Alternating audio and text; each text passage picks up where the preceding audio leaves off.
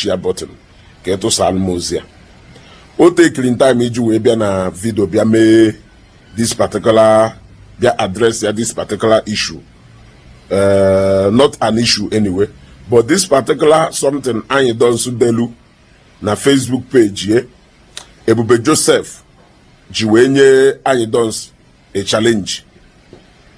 Ashobolo m ikwu okwu maka ife a, but bịa cheki ese na ọ bụrụ na m ekwu okwu se mara ukwu na ndị mmadụ nwere ka ha si ada enwe echiche na ndị nwelu that particular ọrịa Anyidons deru maka na ọrịa ahụ nwere ike ịrịa ha alachapụ ọsọ jewu ụlọọgwụ and ha lu ha n'ụlọọgwụ otilo.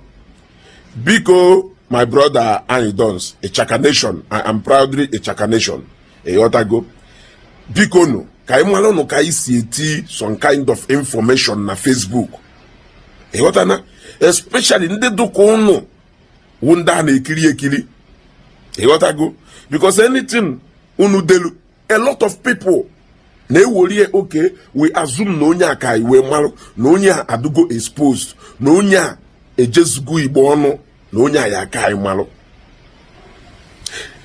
Ichaka Nation biko ka afọ enweghị medical condition ọwụ afọ maybe posturu ahụ ne ka edo mgbe ịma na eka itinye ka afọ si na eka afọ ọwụ nka ese na enure with this one. Biko my brother, ana m ayọ gị ayọ, ị nwere ike iji enyure wee egwu mana ọkwifuru eka afọ ejine ọha eka afọ no belt ọkwifuru belt ejine wee egwu onye ọ na-alịa the moment you gbara injection onye ha nwụọ immediately. I am telling you, onye belt onya wake up for now, or belt wake up for. Yes, and on aliago do very careful because now the moment all turn gido we share no hakwa onya ha ye kutenguzume biko hapukene no Christianity omenala a na-eme si eji na-egbusisi ụmụazị baaye. Look, let me tell you people, mgbe onye ọna na-achụ ego achụ, onye ọna ya ewere onwe eti na amala Chineke, God bless me, God bless me, God I want you to bless me. Oblozi gasha through turbulence, gasha through challenges, gasha through everything I got in this life. God will push you through. Eduze successful. Oduze kaya sin ife ni na he pass it through. Na igari ni ika aka. Hell no. Hell no. That shouldn't be the case anymore. A lot of our brothers no Nigeria ba atagida afofo yogido Chineke amala. God, I want to go to obodo oyibo. I want to go to obodo oyibo. Wotare mu destiny helper. Bring me somebody that will transport me to obodo oyibo. At the end of the day, Chineke may grant you that your desire. Even when some of you know that name a miracle, and if a rebama surround your travel, that or your personal effort that they are no today. But the moment you no cross hana lobodo you zubo, and no let ba zubo, or do kifeni name decide, or uzi abracadabra. Yeah? Only a fool will wake up and say that there is no God. Yes. And the overall nina say no name will God. I want you to tell me, can if Iwaji we believe name will God to do superior to man, but he believe his name will if Rebama that God is capable of doing. Yes.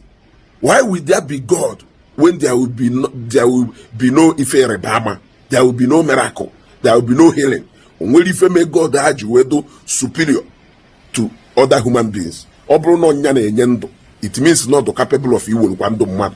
It means not capable of sustain no mad. Ichaka Nation biko ndebe anyị na-akụ enule doreo. Doubt or biaketa ka nchu onye ya agasaka o nwere onye ama ilu elu ụka ọ gasaro ya and nke ọ ya agasaro ịchọ ụgariba n'ụlọ ogwu buru eje obodo oyi chichakwa obodo oyi ya abata agbakwapụ ha kwa na ife ahụ na-eme agbakwapụ akwa ife ahụ wife agasara agasa ọkado na ahụ ịchọ bagaria. O nwere ndị bụ onye nwa di na ahụ today. O nwere ndị bụ onye nwa di na ahụ today. onye ha nogo n'ọkpa ha 10 years 5 years 6 years 7 years onweghị ụlọ ọgwụ ha agabụghị for that onye nwa di ana onye ha ka do n'ọkpa ha okwe ha na. Yes, so many people. Onwe one man a na-akpọ Oji Okoisi na Nnewi mgbe a ama m na ọjị ahụ ka nọ ndụ. Ọjị ahụ bụ onye nwa di ana nke ya afụcha na dukudu oburie n'ọkpọ da na ọ na-akpagharị n'ụlọ ọgwụ nwebụghị ife ojebụ nwebụghị ebe ojebụ onye ahụ ka dị ya n'ọkpa. Eke afọ the real belt or the real nke ahụ dụchasịcha so deadly that na ịgbahụ onye na-arịa ya injection ụna ha agbagha ya agbagha. Ọgwụ dị ile a na-agwọ ọgwụ. Afụrụ m ife ejike program ejike na-eme yesterday night ebe ejike na-ekwu na onweghị ife dụka i projektịrị mmadụ ọgwụ deceive debe ụmụazị bai with all these things into area ụmụazị bai into ibido idu careless ka e wee gbufuo ha ka ọkụkọ. Mana ngụnwa wee ejike na-ekwu ife abata ị na-agbala Enugu steeti vileji ọsọ ya na vileji ịnọgide Abuja pụta ịkwụsị na Enugu town ịnọcha na Enugu town ị na kedu ife na-achụghị na your village. A lot of you people na-ekwu ife a na-agbala village unu ọsọ unu batagote abata unu abata in a commando style kedu ife na-achụ unu ebe unu believe na enweghị ife mmadụ nwere ike manipulate kụọ mmadụ onye agharịawe many anwụkwa now and many will still go. Unu emezina ka ndị be anyị do this kind of relax ife ọjọọ dụ for the mere fact na na-enwere ụmụ nwa dibịa n'ọba anyị na-alụ ọrụ and for the fact that na onwere ndị lugidorie pụta ụmụ ha bidokwa ịlụ as far as all the concern malụ na ife ọjọọ do real malụ na ife ọjọọ do real and ị na-eche na ụfọdụ ụmụ nwa dibịa enwere power. You are making a greatest mistake. You are making a greatest mistake by thinking that na ụfọdụ ụmụ nwa dibịa n'ọba anyị iwu ya ja ka ha na-esi na o nwere ife ha ma na o nwere ife ha na-alụ na ha na-eme abrakata abra. You need to sleep and wake up again. You need to sleep and wake up again. Unu ejis na in a bid to tell our ụmụnne anyị na o nwere ife dị n'ụka na o nwere ife ụka na-eme mee ndị mmadụ ka ha do unnecessary relax. Onye ọwụna nwụrụ at the cost of ige meseji ụna ọbara onye ahụ ya adụ n'isi ụnụ. O nwere ike ụna ya ama onye ahụ mana ọbara onye ahụ ya adụ n'isi ụnụ. Onye ọwụna nwụrụ as a result of ige meseji ụna wee do relax wee hapụ isik spiritual solution to spiritual problem ọ na-arịa wee gbagharịgide n'ụlọ ọgwụ wee nwụọ. Ọkwa ife ụnụ na-accuse ndị pastọ ka ụnụ dịkwa victim of o ife ọjọọ do real na bai. Evil manipulations do real na bai. Ọgwụ ọjọọ na arịrị ọjọọ ama ama enye ule enye ọkụ belt okere mgbawa isi ife niile ahụ do real. O nwere a lot of people nọkọta bido ebe ala eburu na-eje na the whole hospitals because na ndị be ha nwere ego eburu na-ekpagharị ya na the whole hospitals ebe a eje examine ka ama na ọgwụ ike ọṅụrụ aṅụ ka ama na ọwụ o nwere any health and medical condition leading to that thing. O nwere elukwa ndị dọkịta ekwu na onye adụ sound. Ọ bụrụ na onye adụ sound ọ bụrụ na onye enweghị any medical abnormalities kedu ife na-eme onye ahụ kedu ife na-eme onye ahụ kedu ife na-eme onye ahụ I am asking kedu ife na-eme onye ahụ. Unu ezizi na ndị be anyị meseji si na unu na-ezi ha unu na-eme ka ụmụnne anyị ka ha na-adụ unnecessary relax why na unu na-eteki the highest precaution unu na-eteki because onye get nweta meseji unu relax ya dewe onwe eteghị igbugburie ọbara onye ahụ nwere ike idu n'isi unu. So many people rụchala unu today ndị abicha obodo iwo na-ekwefe alụchala unu today ha nata unu fada ala unu ha na-agba ọsọ na village ije mitin ụmụnna nkịtị na-achụ ha ọsọ. Ụfọdụ n'ime ha jụrụ ha ijide ya fọna mitin ụmụnna kedu ife na-achụghị epụwolo ọchị ka ịta agbawiri ụsọ ntị n'ọchị. You know all these things. Iwolu be ndị ọcha ebe ị nọ were na-atụgharị be anyị ịbịa be ndị ọcha ịbịa be ndị ọcha ịbịa be ndị ọcha. Can you live the kind of life ị na-ebi be ndị ọcha na Nigeria ebe a? Can you live it?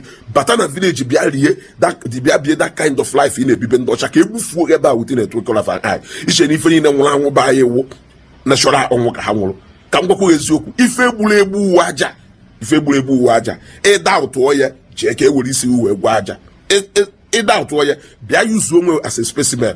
Ejike agbago m unu ugboro one ejike bịa na Nnewi Ịchaka nation ewu ezigbota nwa afọ Nnewi hapụ n'iwe onye mba anọ Ishaka nation. Jane and Kero on Agba Conte. Iru and Kero on Agba Conte. Repeat all those lines. Who don't repeat it. Ero on Agba Conte. Kero on Agba Conte. Go see if you walk. Practical ananya. If you feel Jesus and Obiana one Furuago. Any door Obiana one Furuago. Na pam and one for Walana. Go and ask questions. Any door Obiana one Furuago. Ona pam and one Furuago Walana. Jane and Kero on Agba Conte. Iru eba. Kefo guna nyocha. Eh? Unemezine phone na-eme. Unemezine phone na-eme. Onye achọghị ije ụka nye jezi n'ụka. And they no in a safe place where you have built security around you. You will go protocols around you. You cannot move around anyhow now. But ndị ma na ha aka do vulnerable, na ha aka no closer to the people that they need to put on their own guard. Ono na advice ha into if you relax. No way even eme, no way even do ke New York, no way even do ke New York, no way even do ke anything. Even in our medical condition. Yes. Ayeta ya no nebulu mmadụ bukwo n'ụlọ ọgwụ. Oge my mom no na the Same Hospital akwudo nwelu mpa nwunye ọgaranya mma ebuwe bata ọnọgide ebe ahụ ọkpa this man na-achị ilepụ before we buche ya ebe a na-etrite sha the man from through ọgwụ Igbo ozugbo buga Lagos bulie na Lagos because the moment o setkwara nke ahụ nke ugboro ịtọ etrite sha ya ọ na-akpụkwa beye n'ụlọ nwaanyị bịara ọrịa ọ na-akpụkwa beye ahụ dịtị na-ebidokwa ebupụchakwa ọ na-akpụkwa be ya dịtị na-ebidokwa emechazi ebulie na Lagos pending the time amazim ka ha si wee take care of that house before o wee nata na ọnụ ọnatago. Let us stop this message. A lot of ụmụazị baanyị achọghị ịdụ committed in anywhere are taking this message seriously to get relaxed and before mara ife na-eme onye ahụ anwụfuo ebufuo onye ahụ complete ọgwụ dị ile ife ọjọọ bara ụba baanyị enwe spiritual manipulation esikwo na ada ụtọ ya bịa ka ewere ume practical ebe aka mma hapụ yo. I just thought I should lend Evangelist Ebube my voice on this particular thing because ọnọdụ ka ọsọ nya na-ekwu. I thought about this very well before I wepụta now ebiakwue. Daalụkwonu.